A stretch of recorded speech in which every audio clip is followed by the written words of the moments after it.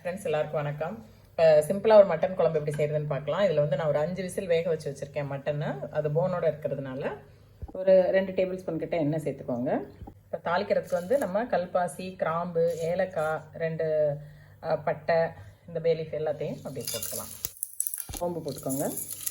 நல்லா வெடிச்சிருச்சு. இப்போ வந்து நம்ம சின்ன வெங்காயம் ஒரு 5-6 வெங்காயம் நறுக்கி போட்டுக்கலாம். ஒரு 2 பச்சை மிளகாயோட போட்டுக்கோங்க.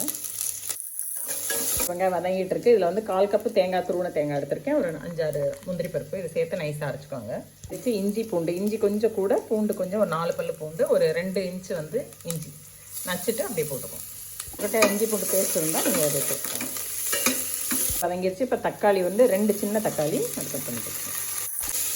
பாருங்கள், தக்காளி வதங்கிடுச்சு. இப்போ வந்து உருளைக்கிழங்கு இந்த மாதிரி தோலோட நல்லா வாஷ் பண்ணிவிட்டு கட் பண்ணிவிட்டு அதையும் சேர்த்துக்கோங்க. மசாலா பொடியெல்லாம் சேர்த்துக்கலாம். ஒரு 1/2 டீஸ்பூன் மஞ்சள் பொடி, 2 டேபிள் ஸ்பூன் வந்து மல்லிப்பொடி. இந்த மல்லிப்பொடியில் வந்து நம்ம சீரகம், சோம்பு எல்லாமே கலந்து அரைச்சி வச்சுருக்கோம். மிளகு எல்லாமே அதை சேர்த்துக்கோம். மிளகாத்தூள் வந்து ஒரு 2 to 3 டேபிள் ஸ்பூன் போட்டுக்கோங்க. அது உங்கள் காரத்துக்கு ஏற்ற மாதிரி அனுசரித்து போட்டுக்கோங்க. இப்போ நம்ம வேக வச்ச மட்டன் அந்த தண்ணியோடு சேர்த்துக்கோங்க. அந்த மாதிரி கொதி வந்த பிறகு நம்ம அந்த தேங்காய் முந்திரி பருப்பு அரைச்சி வச்சுருக்கோம் இல்லையா, அதை நம்ம சேர்த்துக்குவோம்.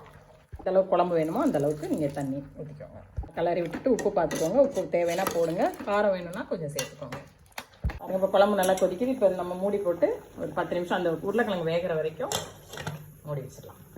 பாருங்கள், மட்டன் குழம்பு நல்லா உருளைக்கிழங்குலாம் வெந்துருச்சுங்க. நல்லா டேஸ்ட்டாக இருக்குது. கண்டிப்பாக ட்ரை பண்ணி பாருங்கள். தேங்க்ஸ் ஃபார் வாட்சிங்.